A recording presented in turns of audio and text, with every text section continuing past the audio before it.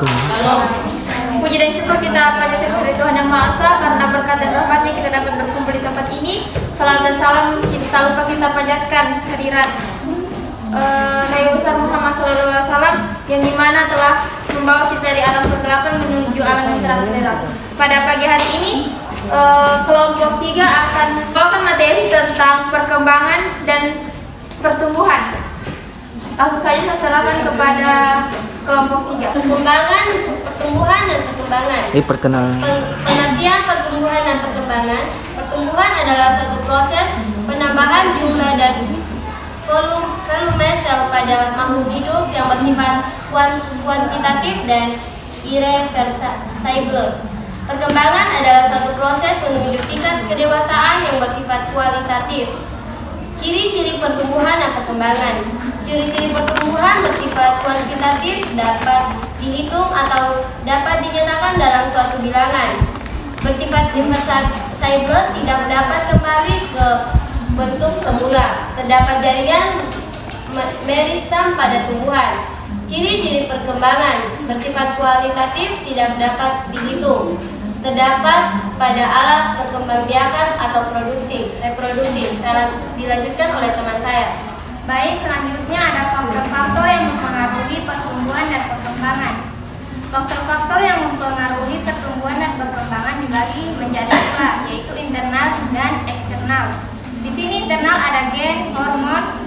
Terus hormon pada tumbuhan terdiri dari auksin, sitokinin, giberelin, etilen, asam aksifat. Terus hormon pada hewan terdiri tiroksin, somatomedin, edison, dan juvenil. Terus hormon pada manusia terdiri dari hormon tiroksin, hormon pertumbuhan, hormon testosteron, hormon estrogen. Faktor luar tubuh makhluk hidup atau eksternal yaitu ada makanan atau nutrisi, terus suhu, ada cahaya, air, dan air. Selanjutnya akan dilanjutkan oleh teman saya.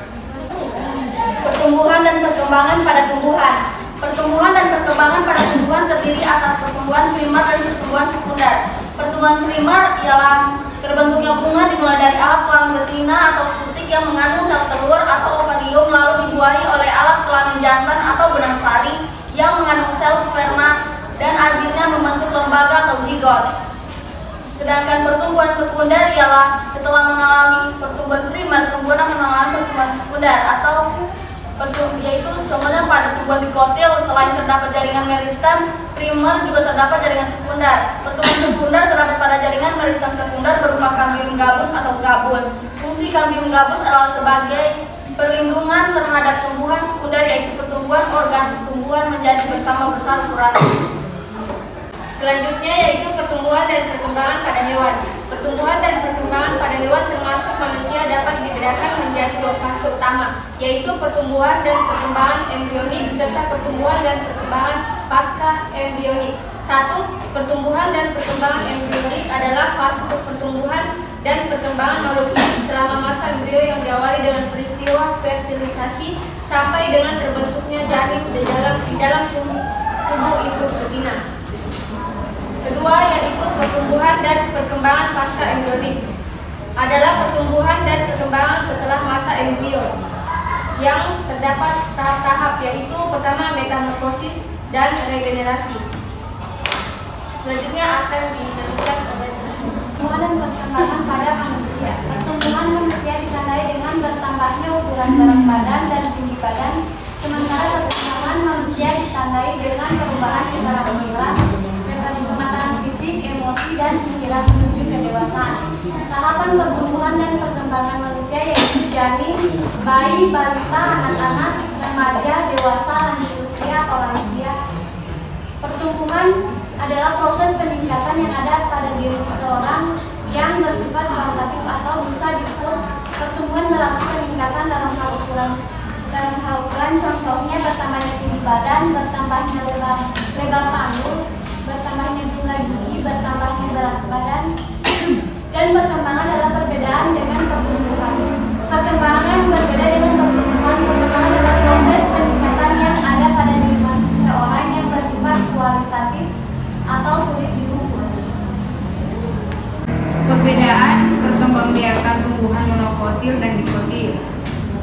Pertama, tumbuhan monokotil. Tumbuhan monokotil adalah tumbuhan yang memiliki biji berkeping satu atau tunggal, salah satu jenis tumbuhan dari dua kelompok tumbuhan yang memiliki bunga, namun hanya satu buah daun lembaga. Hal ini membuat biji dari tumbuhan monokotil tidak mengalami pembelahan. Yang kedua, tumbuhan dikotil. Kedua, tumbuhan dikotil. Tumbuhan dikotil adalah tumbuhan yang memiliki biji berbentuk buah. Biji pada tumbuhan dikotil dilindungi oleh semacam daun buah yang biasanya disebut dengan karpet. Berbeda dengan tumbuhan monokotil. Kotiledon atau daun lembaga pada tumbuhan dikotil terdapat sepasang atau dua daun lembaga. Tumbuhan dikotil memiliki dua cara dalam berkembang biak, yaitu secara dikotil dan vegetatif. Yang ketiga, perbedaan tumbuhan monokotil dan dikotil dapat dilihat dari ciri-cirinya. Ciri-ciri tumbuhan monokotil adalah yang pertama, berbiji tunggal atau berkeping satu. Yang kedua, tidak membelah saat berkecambah. Yang ketiga, akarnya serabut. Keempat, daunnya berbentuk halus dan bertulang sejajar. Yang keempat, batang tidak bercabang dan beruas luas. Yang kelima, ujung batang dilindungi oleh koleptil. Yang keenam, sebagian besar memiliki bunga yang tersusun dari mahkota bunga, kelopak bunga, dan benang sari sejumlah 3 buah.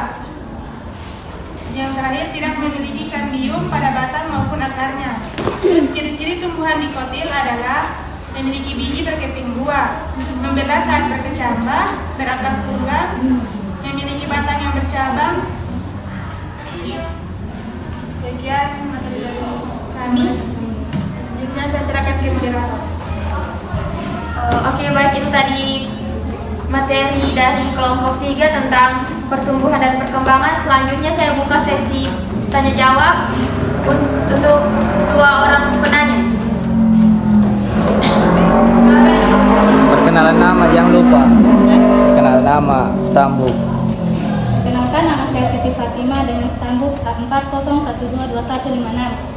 Yang saya pertanyakan di sini tentang kan faktor eksternal dari perkembangan dan pertumbuhan itu terdapat suhu. Nah, jadi pertanyaan saya, bagaimana pengaruh suhu terhadap pertumbuhan tanaman? Bagaimana pengaruh suhu terhadap pertumbuhan tanaman? Sekian. Baik, saya akan menjawab pertanyaan dari Siti Fatima. Pertanyaan tadi, bagaimana pengaruh suhu terhadap pertumbuhan tanaman? Nah, jika lingkungan suhu minimum, maka tanaman tidak akan tumbuh. Suhu optimum akan menyebabkan laju pertumbuhan menjadi tinggi, sedangkan suhu di atas maksimum akan mengakibatkan tanaman tidak mengalami pertumbuhan dan tanaman akan mati jika tidak dapat beradaptasi dengan cekaman.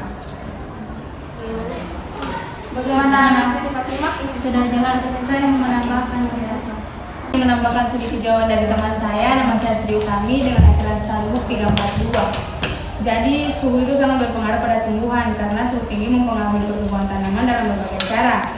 Yang paling jelas adalah efek panas pada fotosintesis, di mana tanaman menggunakan karbon dioksida untuk menghasilkan oksigen, dan respirasi, proses yang berlawanan di mana tanaman menggunakan oksigen untuk menghasilkan karbon dioksida. Sekian. Bagaimana yang lain, masih ada yang mau ditambahkan? Cukup? Bagaimana Dr. Fatima, bisa paham dengan jawabannya? Bisa. Oke. Selanjutnya untuk 1 orang lagi penanya. Ada yang bertanya? Silakan Afriani. Baik, perkenalkan, nama saya Afriani dengan akhiran ini 161. Saya akan bertanya tentang apa yang mempengaruhi terjadinya hambatan perkembangan terhadap hewan. Sekian dan terima kasih. Saya akan menjawab pertanyaan dari Afriani. Nama saya Fatmawada dengan stambuk A40122141. Pakan menjadi kebutuhan utama yang sering mengalami masalah karena hingga saat ini sebagian besar peternak masih bergantung pada pakan penghijauan yang semusim dan bermanfaatnya limpa atau hasil sampingan dari tanaman peternak. Bagaimana Afriani? Jelas? Jelas Afriani? Untuk teman-teman mungkin ada yang mau ditambahkan? Oke, saya rasa cukup jelas diskusi tentang pertumbuhan dan perkembangan pada hari ini. Saya tarik kesimpulan bahwa perkembangan makhluk hidup itu tak lepas dari pertumbuhan, sedangkan pertumbuhan itu mandiri adalah suatu yang bersifat tidak dapat kembali ke asalnya. Sekian dari kelompok kami. Wassalamualaikum warahmatullahi wabarakatuh. Waalaikumsalam warahmatullahi wabarakatuh. Tepuk tangan yuk.